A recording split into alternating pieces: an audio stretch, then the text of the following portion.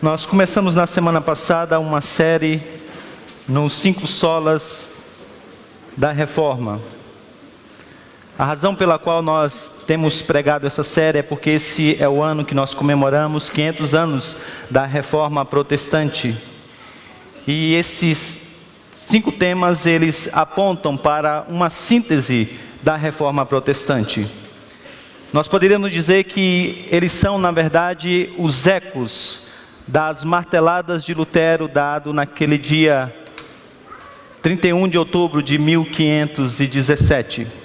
Quando nós nos voltamos para esses 5 temas, nós estamos ao mesmo tempo que resumindo esse enorme pensamento teológico, esse legado deixado pelos reformadores, nós também estamos nos voltando para olharmos a necessidade que temos de novamente levantarmos algumas bandeiras nos nossos dias.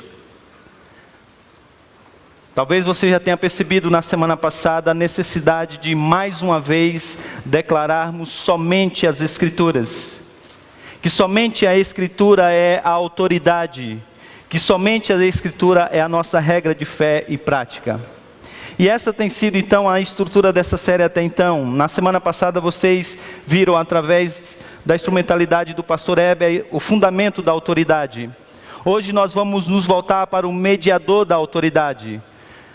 Mais à frente vamos olhar para o crédito da autoridade. Depois para o instrumento da autoridade, a fé. E finalmente para o propósito da autoridade, que é render e dar, tributar ao Senhor toda a glória devida ao seu nome. Na semana passada nós olhamos por meio do pastor Heber, sobre o fundamento da autoridade. E vimos então que o peso dessa autoridade não está na tradição da igreja, não está na maneira como a igreja interpreta a Escritura, não está em nada a não ser na Escritura. A Escritura interpreta a própria Escritura. A Escritura é suficiente. Tudo que nós precisamos para conhecermos a Deus, ou está claramente expresso na Escritura, ou pode ser logicamente deduzido a partir dela, mas nunca a parte dela. Essa é a razão pela qual os reformadores então levantaram esse lema: somente a Escritura. Ela é tudo que nós temos e ela é tudo que nós precisamos. Hoje vamos nos voltar para o mediador dessa autoridade. E veremos também que Cristo é tudo que nós temos e tudo que nós precisamos para novamente sermos conectados com Deus. Ninguém pode fazer a mediação entre o ser humano e Deus, a não ser, como já lemos nessa manhã, a não ser Cristo Jesus. E eu queria voltar-me juntamente com vocês para esse tema, à luz de Colossenses capítulo de número 1, do versículo 15 até o versículo de número 20. Abra sua Bíblia então em Colossenses capítulo de número 1, de 15 a 20. Para nós entendermos o texto dessa manhã, é necessário nós olharmos o contexto dessa carta. E o capítulo de número 2 de Colossenses apresenta alguns aditivos espirituais que alguns mestres estavam ensinando naqueles dias. Se você conhece um pouco o contexto dessa carta, você talvez já foi informado que o apóstolo Paulo plantou essa igreja provavelmente quando ele estava na cidade de Éfeso. É provável que ele nunca estivesse nessa igreja, nessa cidade. Mas pelo menos 2 pessoas se converteram no seu ministério nessa passagem pela cidade de Éfeso: Epáfras e também Filemão. É provável que Epáfras então plantou essa igreja na cidade. E agora essa igreja está passando por algumas dificuldades. Alguns falsos mestres têm adentrado para a igreja e ensinando um outro evangelho. Então esse irmão, ele vai até Roma novamente para se encontrar com Paulo, a fim de ter de Paulo uma resposta a esses dilemas da igreja. E qual não era esse dilema, ou esses dilemas? Esses falsos mestres, eles não negavam a pessoa e a obra de Cristo, mas eles não estavam dando a Cristo o lugar supremo na igreja e na vida. E eles defendiam uma série de aditivos espirituais. Nós não sabemos a quantidade dos aditivos que eles propuseram. Mas no capítulo de número 2, o apóstolo Paulo trata de pelo menos 4. O apóstolo Paulo diz que eles diziam que era necessário, além de Cristo, elementos da sabedoria humana presente na filosofia. Mais à frente o apóstolo Paulo vai dizer que esse mesmo grupo, agora em uma ramificação judaica, dizia que além de Cristo era necessário obras humanas. Era necessário que eles seguissem alguns ritos, algumas datas, algumas dietas, algumas festas. Eles diziam ainda que também algumas experiências humanas precisavam ser conectadas a essa obra de Cristo. E eles diziam ainda que era necessário seguir algumas proibições humanas. Então, o mapa da nossa mensagem nessa manhã é exatamente esse. Nós vamos nos voltar para esses aditivos espirituais. E vamos ver como eles estavam presentes na cidade de Colossos. Vamos ver como eles também eles romperam o tempo e o espaço e chegaram também na Idade Média. E veremos como essa mesma realidade está presente nos dias de hoje. Tendo feito isso, olhando um pouco para o capítulo de número 2, nós vamos nos voltar para o capítulo de número 1, versículo 15 a 20. E o meu desejo era nós fazermos o mesmo processo, mas eu não vou ter condições nessa manhã, então apenas creia que isso também acontece com a resposta de Paulo. Vamos ver que a mesma resposta dada por Paulo, ela é resgatada na Idade Média pelos reformadores, e ela precisa ser resgatada nos dias de hoje. Os problemas são os mesmos, e a resposta a esses problemas também é a mesma.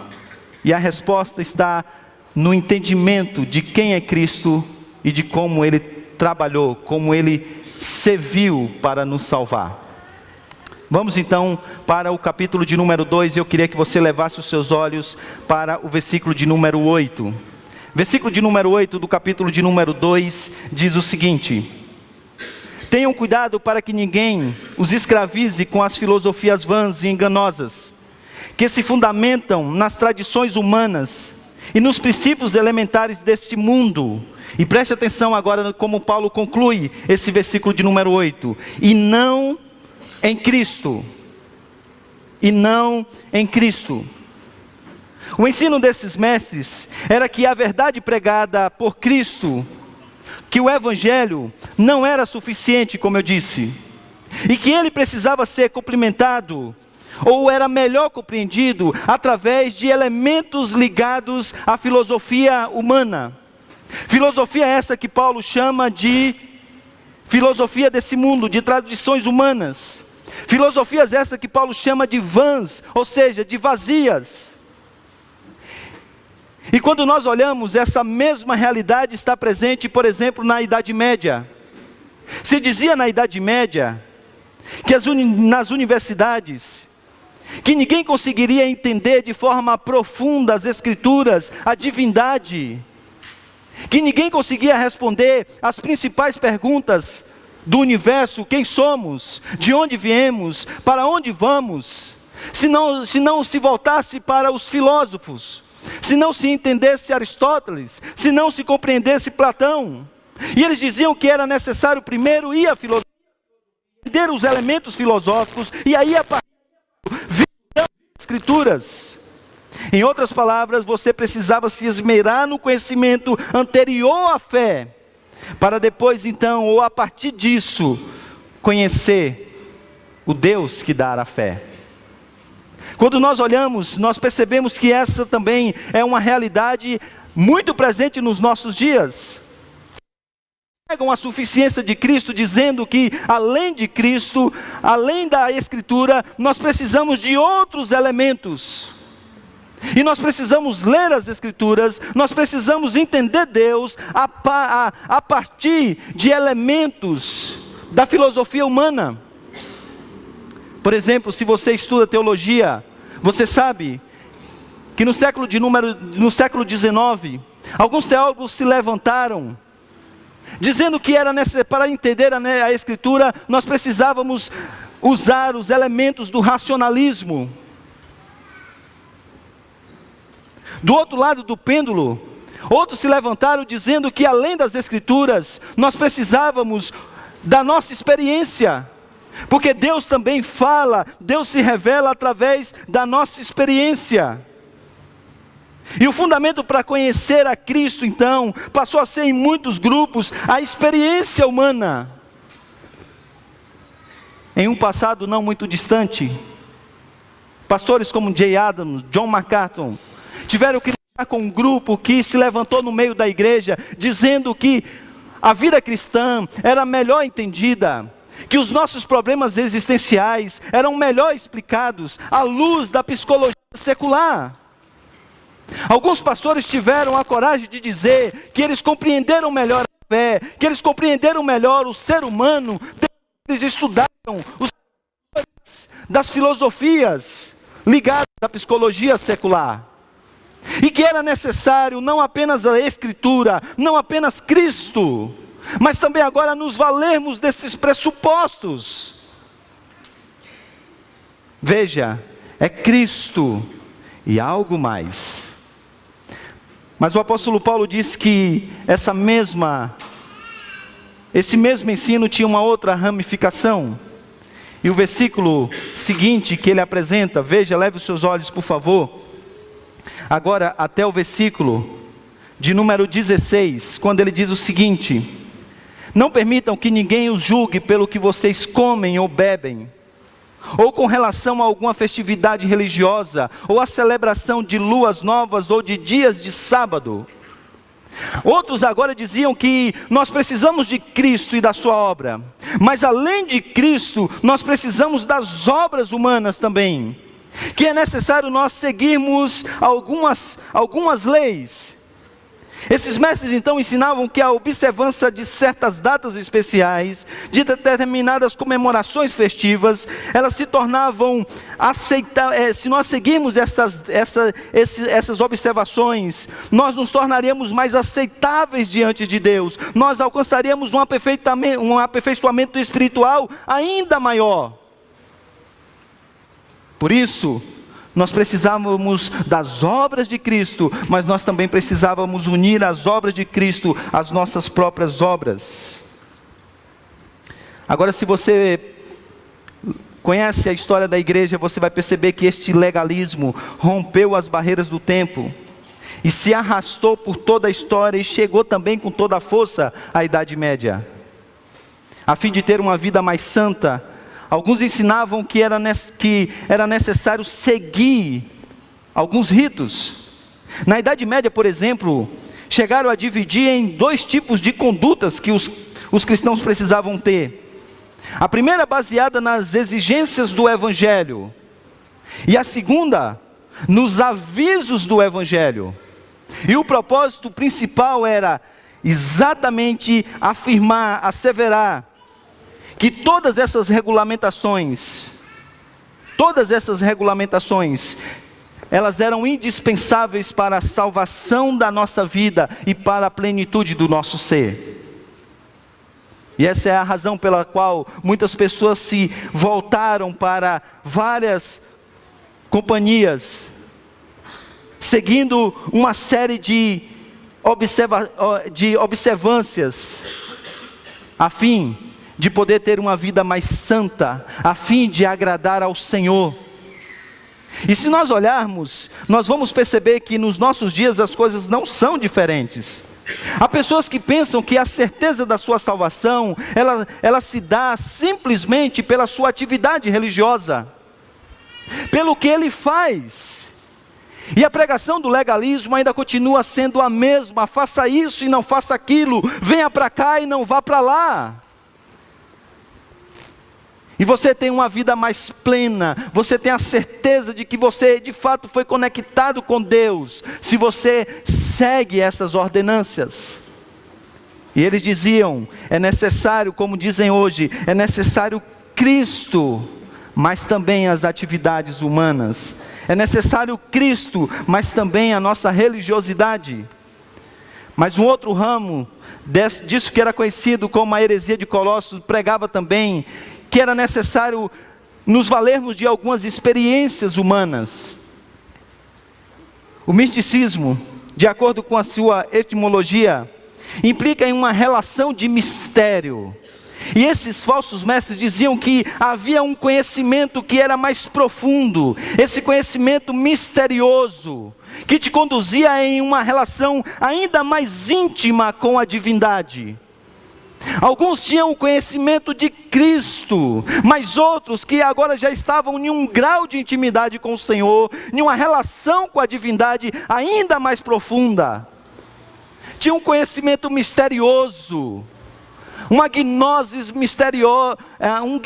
misterioso, que levava a um conhecimento mais profundo e mais pleno da divindade, que também trazia ao entendimento melhor da realidade. E, consequentemente, há uma plenitude da vida. Mais uma vez, se nós formos até a Idade Média, nós vamos ver que essa mesma ideia ganhou uma nova roupagem.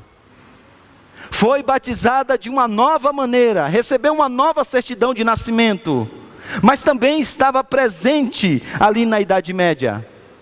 Era comum na Idade Média você ver pessoas baseando a sua relação com Deus com a experiência mística, subjetiva que ela tinha com o Senhor. E se nós olharmos para os nossos dias, nós vamos perceber que essa mesma realidade está presente. Eu já vi pastores, por exemplo, dizerem que em algumas igrejas pregam um livro que é antigo, escrito há mais de 2000 anos. Mas naquela igreja era diferente. Porque agora as pessoas estavam ali sentadas, ouvindo uma mensagem fresca do Senhor.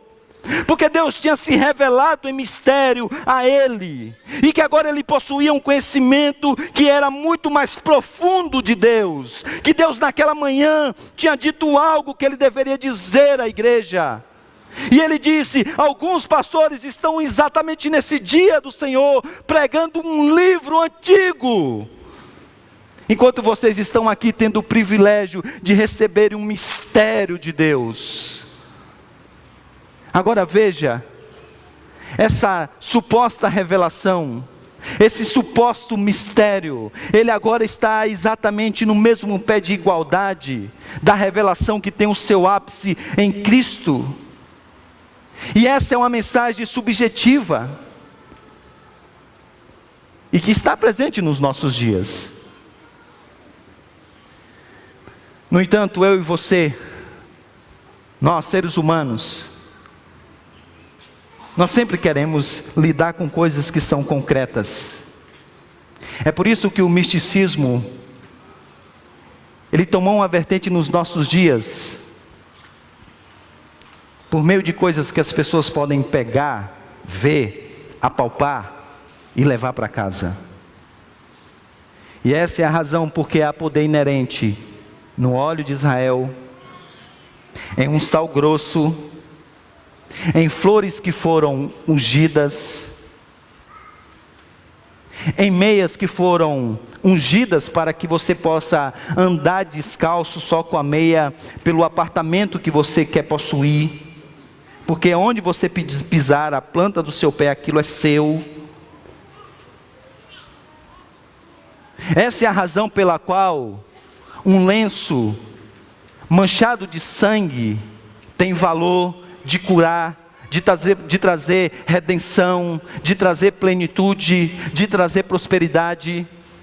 Essa é a razão pela qual um lenço com o suor de um determinado pastor tem o poder de te aproximar ainda mais da divindade, de te dar uma comunhão maior com Deus, de te permitir ter aquilo que você tanto almeja e precisa. Essa é a razão pela qual a oração de uma fotografia tem um poder inerente nela mesma, de poder trazer redenção àquele marido incrédulo que não quer nada com o Senhor. E todos esses elementos foram colocados como concorrentes de Cristo. E a mensagem continua sendo ainda a mesma. Nós precisamos de Cristo sim, mas nós precisamos de Cristo e algo mais. Você precisa de Cristo sim, mas você não pode sair dessa igreja sem levar a rosa ungida que nós ungimos nessa noite. É Cristo, mas elementos ligados ao misticismo. Mas o apóstolo Paulo diz que não é apenas isso que eles diziam. Eles diziam também que além de Cristo, era necessário também seguir algumas proibições, algumas regras que foram colocadas. E o apóstolo Paulo diz assim no versículo 20 e 21. Já que vocês morreram com Cristo para os princípios elementares deste mundo, porque, como se ainda pertencessem a Ele, vocês se submetem a regras, tais como: não manuseie, não prove, não toque. Aqui o apóstolo Paulo está falando sobre o asceticismo, que é uma prática tão comum nos seus dias e que também foi na Idade Média. Agora aqui, o ensino apresenta como sendo a teologia do não. A teologia do não. Não faça isso, faça aquilo. Mais uma vez, não vá para lá, venha para cá. Se você estudar a história da igreja, você vai perceber que isso sempre aconteceu em toda a história da igreja. E na Idade Média isso já tinha chegado com muita força.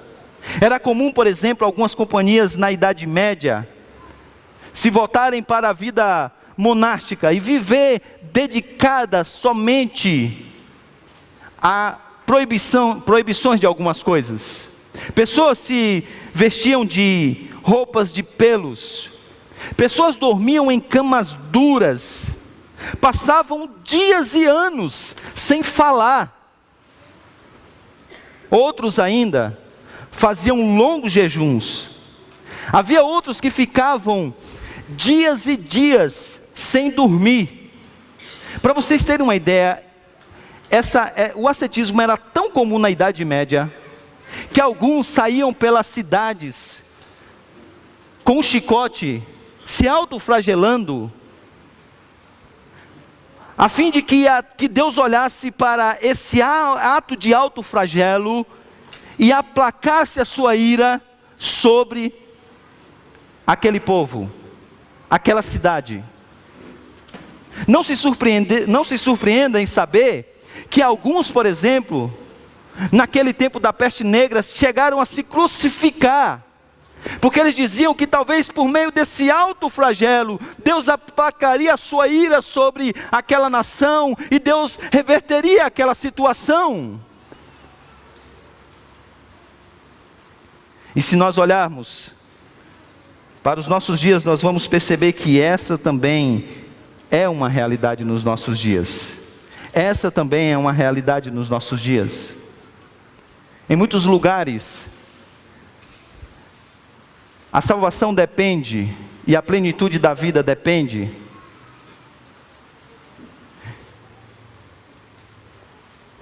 de onde você vai, se você bebe ou não bebe, se você veste determinado tipo de roupa ou não, se você usa maquiagem ou não, se você corta o cabelo ou não. E é sempre colocando essas ações como sendo indispensáveis para a plenitude da vida e para a salvação de todo o nosso ser. Você precisa de Cristo, mas você precisa de algo mais. Não basta Cristo, é necessário algo mais. É necessário algo mais. O apóstolo Paulo então vai responder esse problema. E o problema já é identificado por ele como sendo o fato de que as obras humanas aqui estão sendo elevadas no mais alto estágio do que as obras de Cristo, a fim de mostrar que Cristo é tudo que nós temos e tudo que nós precisamos para a redenção da nossa vida e plenitude do nosso ser. O apóstolo Paulo escreve ou toma esse hino de algum lugar, esse provável hino de algum lugar, e apresenta a supremacia de Cristo sobre tudo e sobre todos. Leve então seus olhos agora até o capítulo de número 1, versículo de número 15 até o versículo de número 20.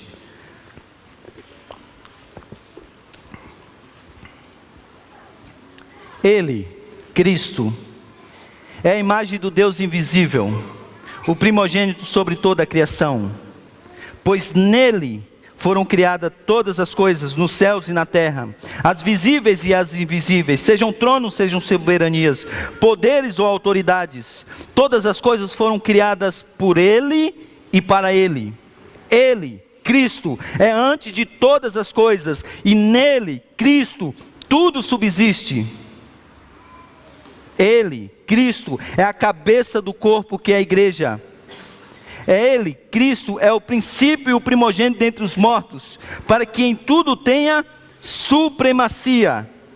Pois foi do agrado de Deus que nele, Cristo, habitasse toda a plenitude, e por meio dele, Cristo, reconciliasse consigo mesmo todas as coisas, tanto as que estão na terra, quanto as que estão nos céus, estabelecendo a paz pelo seu sangue, o sangue de Cristo, derramado na cruz. A fim de mostrar que Cristo é tudo o que nós temos, e é tudo o que nós precisamos, o apóstolo Paulo escreve esse texto, no qual ele coloca Cristo no lugar mais supremo que ele poderia estar. E ele faz isso simplesmente descrevendo a sua pessoa e a sua obra. E o que é que ele fala sobre Cristo? A primeira coisa que eu queria que você observasse é a quantidade de vezes que ele usa o pronome ele ou dele. O apóstolo Paulo faz isso a fim de chamar a nossa atenção para o fato da singularidade de Cristo. É por isso que todas as ideias que eu vou apresentar a vocês, todas essas ideias, elas virão acompanhadas com o fato de que Ele é o único a fazer algumas coisas. O apóstolo Paulo está tentando mostrar exatamente a singularidade de Cristo. E a primeira coisa que ele diz então, é que Cristo é o único que tem a essência da divindade. O apóstolo Paulo diz o seguinte, que Cristo é a imagem do Deus invisível. A nossa palavra imagem não traduz muito bem o que o termo grego quer expressar aqui nesse texto.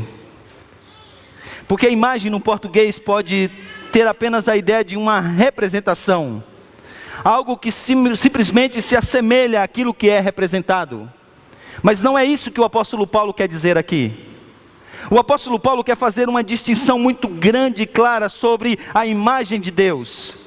Porque é diferente de todos os seres humanos que têm a imagem de Deus, no sentido de que Ele implantou em nós os seus atributos comunicáveis, isto é, nós amamos porque Deus é amor e nos fez. Nós temos aspectos de bondade no nosso caráter, porque Deus é bondoso e implantou isso no nosso DNA, naquilo que nós somos. Agora, diferente de nós que temos apenas os atributos comunicáveis, ou seja, aquelas qualidades que Deus possui, mas que decidiu colocar também sobre a sua criação, o apóstolo Paulo diz que Cristo, Ele é a imagem de Deus no sentido ontológico, ou seja, na sua essência. Se Adão não conseguiu mais, deixou de refletir a Deus como convinha, agora Deus, Ele vem em Cristo Jesus para ser o reflexo da sua glória. E essa é a razão pela qual Hebreus diz que Cristo Jesus, Ele é o resplendor da glória de Deus e a expressão exata do seu ser. O que Paulo quer dizer aqui é que Cristo, Ele é o próprio Deus. Ele é essencialmente Deus. Diziam os mestres, ou os falsos mestres daquela época, que na verdade Jesus Cristo não era o único Filho de Deus. Eles diziam até que os cristãos, eles eram até soberbos de dizer que eles poderiam ter um acesso à divindade de maneira mediada por um único ser. Eles diziam que na verdade, se você quer ter acesso à divindade, você precisa galgar esse acesso, passando por seres espirituais, até chegar então à divindade. E Paulo diz, não existe outro que seja filho de Deus no sentido de essência. Não existe outro que possa te conectar à divindade, a não ser aquele que é divino e se fez um de nós. Se você quer ter contato com a divindade, você só pode fazer isso por meio daquele que é divino. Você só pode fazer isso por meio desse mediador. Nós não precisamos seguir em graus para nos encontrarmos com a divindade, nós podemos fazer isso com um único passo, por meio de Cristo Jesus. E Paulo diz então, Ele é a imagem do Deus invisível. Paulo continua dizendo que Cristo é o único Criador de todas as coisas. Todas as coisas. E ele diz que tudo foi criado nele, porque ele é a esfera da criação. Tudo foi criado por meio dele, porque ele é o agente da criação. Tudo foi criado para ele, porque ele é o fim último de todas as coisas. Todas as coisas precisam ter uma única meta: Cristo Jesus. Cristo Jesus e somente Cristo Jesus. E Paulo diz então, Ele é supremo sobre todas as coisas. Quem pode rivalizar com alguém que é o Criador de todas as coisas? Se existe alguma divindade, seja ela boa ou má, sem entrar no mérito da questão, ela não pode rivalizar com aquele que é o Criador dessa divindade, porque Ele criou todas as coisas. Se existem anjos buscando adoração, esses anjos não podem rivalizar, não podem entrar em uma guerra com aquele que criou todas as coisas. E Paulo diz, Ele, e somente Ele, é o Criador de todas as coisas. Paulo diz ainda que Cristo é o único sustentador do universo. Veja o versículo de número 17. Ele continua dizendo, Ele é antes de todas as coisas, e nele tudo subsiste. A primeira coisa que o apóstolo Paulo diz, que ele é anterior a qualquer outra coisa, ele tem prioridade e supremacia sobre todas as coisas. E a segunda coisa que o apóstolo Paulo diz é que nele tudo subsiste. Eu não quero cansar vocês com elementos ligados à exegese e à língua grega, mas é muito interessante a maneira como o apóstolo Paulo trabalha o versículo de número 16 e 17. Porque quando ele vai falar sobre o ato criador de Cristo Jesus, ele coloca o verbo no passado. Ele diz que Cristo no passado, pontualmente criou todas as coisas, e isso é um fato. Mas quando ele vai falar sobre a maneira como todas as coisas subsistem nele, mais uma vez, o apóstolo Paulo agora coloca o verbo no perfeito. Isso na língua grega quer dizer que é uma ação no passado, mas que agora tem um efeito no presente e consequências para o futuro. Isso quer dizer que Ele não é apenas o Criador de todas as coisas, alguém que criou todas as coisas, deu corda nesse mundo e deixou para que Ele pudesse seguir as suas próprias leis naturais. Não! O apóstolo Paulo diz que aquele mesmo que criou todas as coisas, é agora aquele que sustenta todas as coisas pela palavra do seu poder. Isso quer dizer que aquilo que faz com que o cosmos ainda seja cosmo e não volte a ser um caos, é porque Ele sustenta todas as coisas pela palavra do seu poder. Isso quer dizer que os planetas estão onde estão, é porque Ele sustenta todas as coisas pela palavra do seu poder. Ele sustenta o mundo criado está nas suas mãos, e Ele é o único que sustenta o universo. Nele, em Cristo, tudo subside. O apóstolo Paulo volta agora, veja o versículo de número 18, diz que Ele é o único Senhor da igreja. Ele é o cabeça da igreja. Ele é o cabeça da igreja. A ilustração aqui é para você entender de forma muito clara. Não existe corpo sem cabeça e não existe cabeça sem corpo. E o apóstolo Paulo quer que essa igreja entenda que não pode haver uma igreja que não tenha Cristo. Que não pode anomalia um cristianismo sem Cristo. Ele coloca essa ilustração para mostrar que essas duas coisas estão conectadas e são inseparáveis. Ele é o único Senhor da igreja, diz o apóstolo Paulo. Cristo é o único Senhor da nova criação, diz o apóstolo Paulo. Ele é o princípio, o primogênito dentre os mortos, para quem tudo tenha a supremacia. Ele não é apenas aquele que inaugurou todas as coisas, mas Ele é aquele que também agora inaugurou a nova criação. A nova criação agora está em Cristo Jesus. Ele é aquele que deu início, porque Ele é o primeiro a ressuscitar, sem voltar a morrer. E dá então início a essa nova criação que será desfrutada pelos seus, no novo céu e na nova terra, quando nós também seremos ressuscitados e transformados e viveremos para todo sempre com o nosso Senhor. Ele é aquele que também tem a plenitude de toda a divindade, diz ainda o apóstolo Paulo. Quis Deus que nele residisse toda a divindade. A divindade foi zipada em Cristo. A filosofia dizia que haviam vários deuses e que a divindade habitava nesses deuses. E Paulo diz, não apenas a divindade, mas a plenitude da divindade habita em uma pessoa, e essa pessoa é Cristo Jesus. Mais uma vez, eu não quero cansar vocês com elementos ligados à exegese, mas Paulo usa um verbo aqui para falar de permanente, de permanecer em Cristo, que dá a ideia de uma residência permanente. Você consegue compreender isso? Deus resolveu descer a escada, se aproximar de nós e definitivamente morar em Cristo Jesus, montar a sua tenda na pessoa do seu Filho. E Paulo diz que Ele é o único que tem a plenitude da divindade. Paulo diz que Ele é o único reconciliador de todas as coisas. Todas as coisas podem ser reconciliadas somente por Ele e para Ele. Conseguiu entender? As pessoas estão dizendo que nós precisamos de Cristo e algo mais. Alguns dizem nós precisamos de Cristo, mas nós não temos a sabedoria apenas em Cristo. Nós precisamos buscar a sabedoria em outros lugares. Paulo diz, não, vocês não entenderam. A sabedoria não é uma ideia, é uma pessoa. E você conhece a Deus por meio do Filho. Alguns diziam, nós precisamos de Cristo, mas também nós precisamos nos dedicar às nossas próprias obras. Paulo diz, não. As nossas obras não têm nenhum valor quanto à salvação.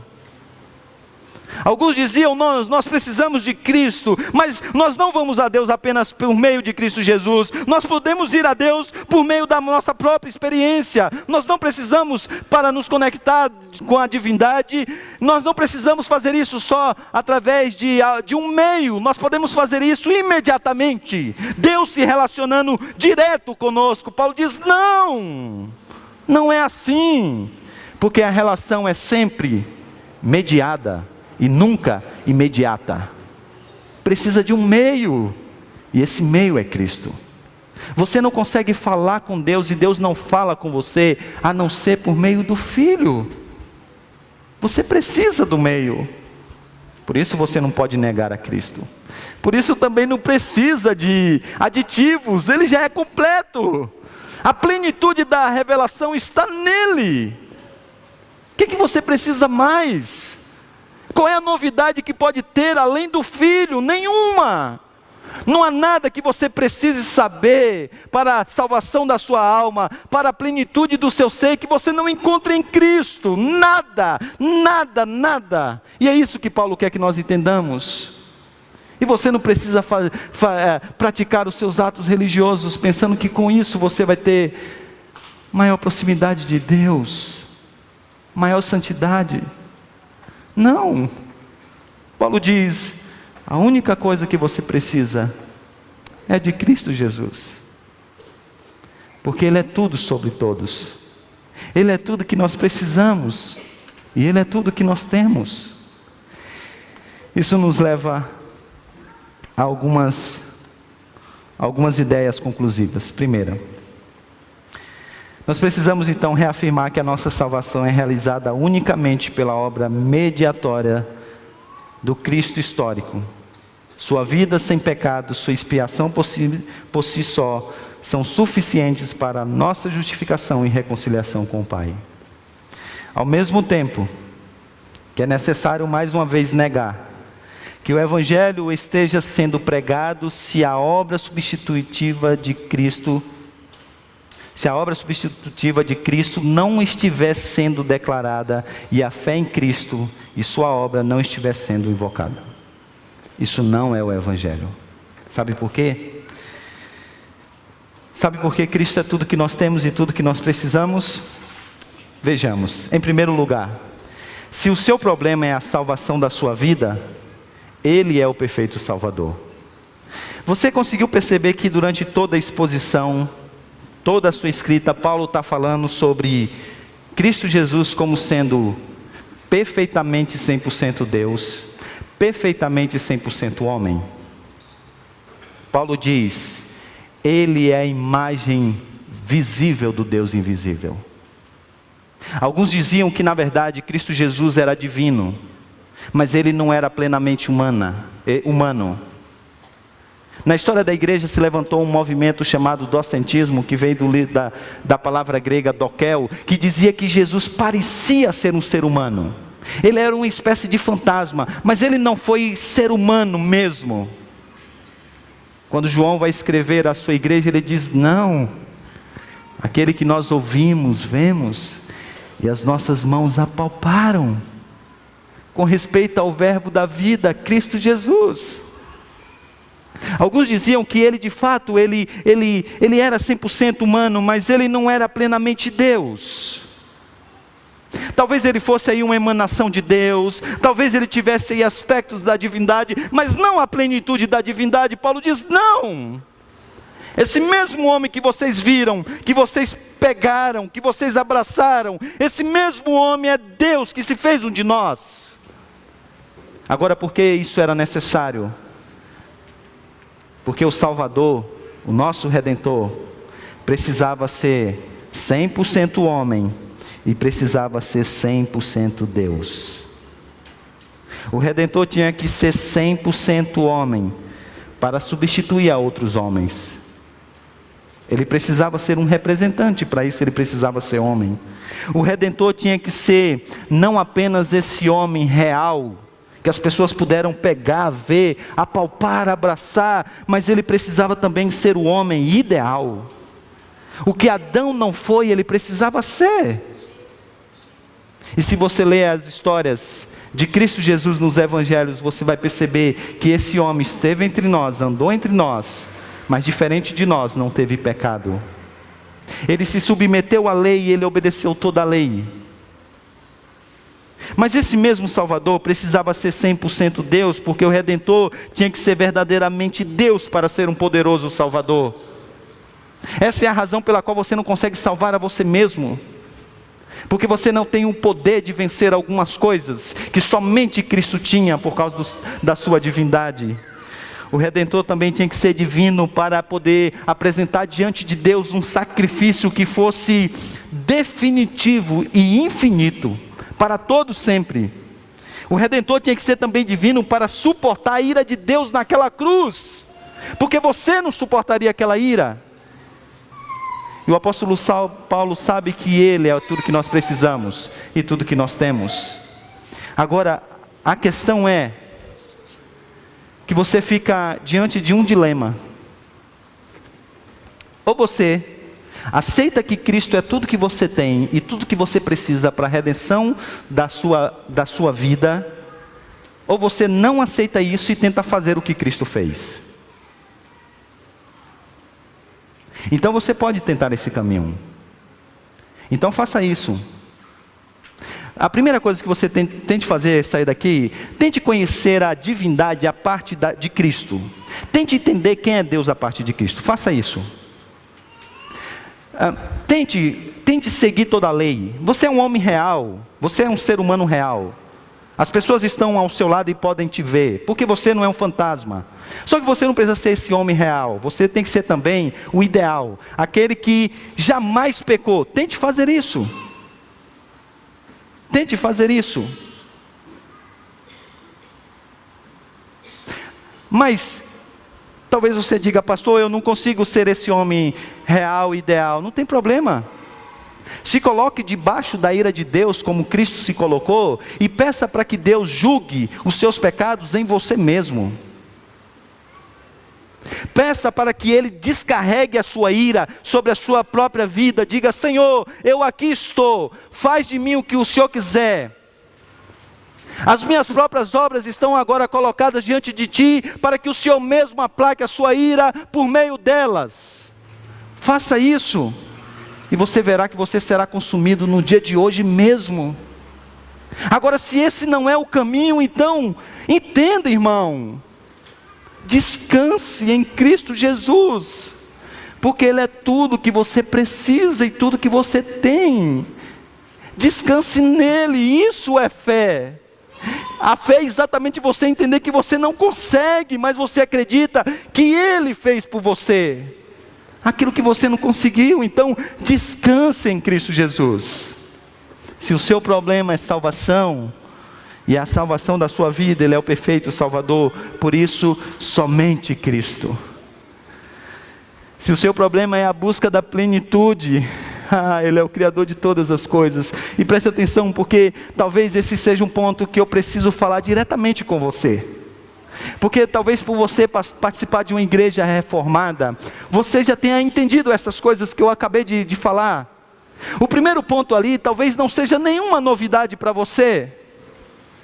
Talvez você já foi convencido disso, mas a minha experiência pastoral, desde quando eu trabalhei como missionário até hoje, tem provado uma coisa: que eu e você, que nós temos uma dificuldade imensa de compreender que Cristo é tudo que nós temos e tudo que nós precisamos, não apenas para a salvação da nossa vida, mas para a plenitude do nosso ser.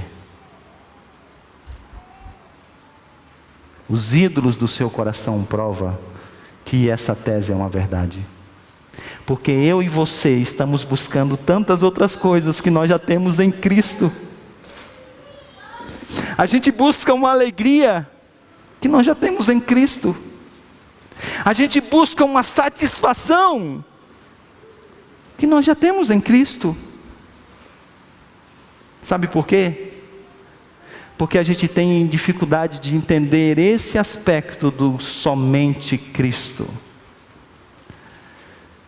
A gente às vezes tem treino teológico, e por essa razão, por esse treino teológico, a gente não tem dificuldade de entender que somente Cristo é o nosso Salvador. Mas falta-nos o treinamento para entender que somente Cristo é tudo que nós temos e tudo que nós precisamos para a plenitude do nosso ser. Por isso que a palavra plenitude é uma palavra tão importante no livro de Colossenses. Porque eles querem ter a plenitude da santidade. Vamos para as obras. Paulo diz: não, vocês não estão entendendo. A plenitude da santidade se encontra em Cristo. Alguns diziam: não, nós precisamos ter a plenitude do nosso ser, nós precisamos nos envolver com questões ligadas a experiências, para que a gente possa se encontrar, para que nós possamos nos encontrar com o divino e conosco mesmos, e assim a gente possa entender as coisas que estão à nossa volta. Então nós precisamos de um conhecimento a mais, e Paulo diz: não, porque você já tem essas coisas em Cristo. Você já possui essas coisas em Cristo. Ele é tudo que você tem, Ele é tudo que você precisa, não apenas para a redenção da sua alma, mas para a plenitude do seu ser. Talvez você esteja pensando: pastor, o senhor já disse isso umas 10 vezes nesse sermão, e é proposital. Eu treinei dizer isso.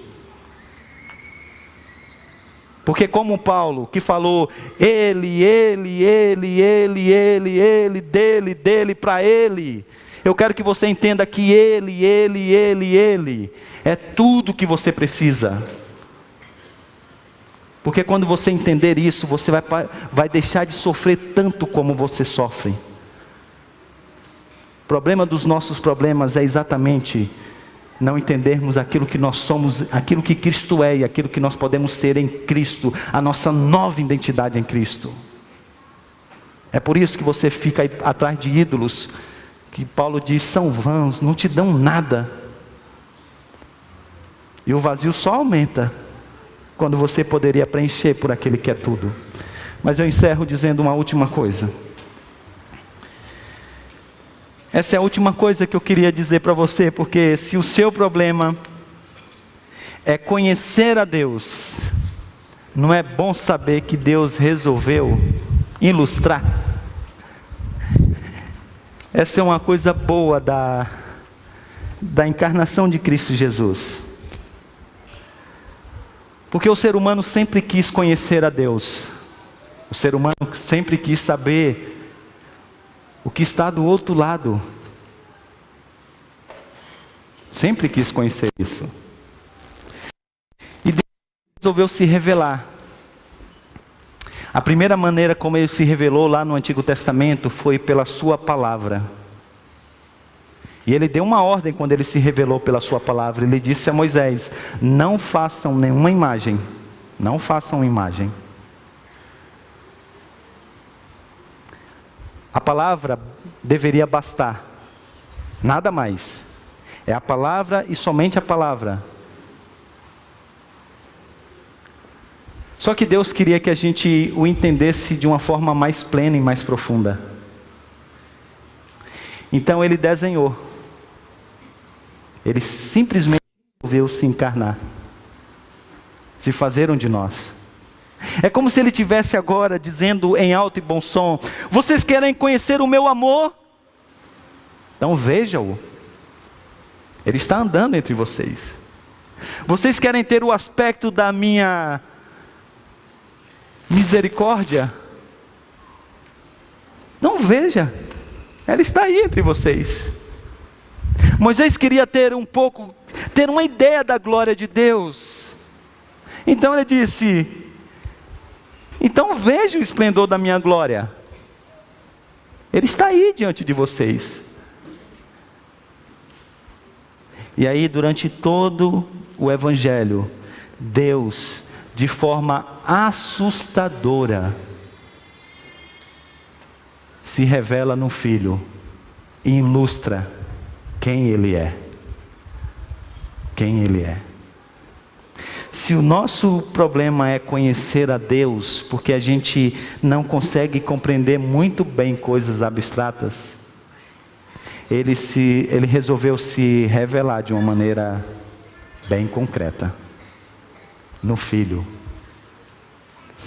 E aí Cristo Jesus, Ele então, sabendo que a gente precisava volta e meia de olhar para algumas coisas, Ele instituiu então a sua ceia, seu memorial. E naquela noite Ele pegou então um pão, e Ele disse: esse pão que é partido por vocês é o meu corpo. Esse corpo que será partido por vocês. E Ele diz: agora vocês vão celebrar essa ceia. E todas as vezes que nós viemos aqui na igreja, sempre no segundo domingo, que nós pegamos esse pão, que nós partimos esse pão, que nós pegamos esse cálice e nós olhamos para esse cálice, nós estamos tendo aqui uma ilustração. Uma ilustração e um lembrete de Cristo Jesus. Uma ilustração e um lembrete de quem Ele é, da sua pessoa e da sua obra, e do que Ele fez por nós na cruz do Calvário. Isso porque Deus queria se relacionar conosco. Agora eu termino aqui dizendo uma coisa muito importante. Você consegue compreender? Para mim é espantoso, não sei se você já pensou dessa maneira. Deus decidisse dar a conhecer a nós, fazer isso por meio do seu Filho. E Cristo é o ápice da revelação. O ponto mais alto de Deus se fazer conhecido foi por meio de Cristo. Você sabe o significado disso, o privilégio que é isso? Os nossos irmãos do passado não tiveram tamanha revelação que nós tivemos. Somos privilegiados. É verdade que Cristo não está aqui nesse domingo pregando em alguma igreja, em algum lugar. É verdade. Mas nós podemos encontrá-lo sempre nos evangelhos. A gente pode ver quem é Deus por meio de Cristo Jesus nos evangelhos. Agora é tão triste saber que eu e você desprezamos tanto isso. Qual foi a última vez que você foi nos evangelhos para poder ver Deus por meio de Cristo Jesus? Nós somos o povo da Bíblia, o povo de Cristo. mas que pouco conhecemos a Deus, porque não conhecemos a Cristo. O nosso conhecimento de Deus é tão raso, tão baixo, porque a gente não vai a Cristo dos Evangelhos. E porque a gente não conhece a Cristo, a gente não conhece a Deus. Eu queria que você baixasse a sua cabeça, porque nós vamos orar. E esse sermão não poderia terminar a não ser com oração de confissão, pelo nosso desprezo para com a pessoa de Cristo de vários aspectos, de várias maneiras. Vamos orar? Senhor Deus, nós te agradecemos, porque o Senhor se fez conhecido a nós por meio de Cristo Jesus. Tínhamos um problema sério de poder conhecer ao Senhor, mas o Senhor se revelou. E se não fosse assim, nós jamais teríamos ideia de quem o Senhor é. O Senhor resolveu se revelar não apenas por meio da sua palavra, mas também por meio do Filho. E Ele é tudo que nós temos e tudo que nós precisamos para nos conectarmos com o Senhor e termos a plenitude da vida. Perdoa, Senhor, pela nossa negligência em conhecer Cristo Jesus e assim conhecermos o Senhor. É a nossa falta de conhecimento de Cristo Jesus que tem nos levado à escravidão de tantos pecados, que tem nos levado a tantos sofrimentos. Por isso nos ajuda a entender quem é Cristo e a nossa identidade nele. Em nome de Cristo Jesus. Amém.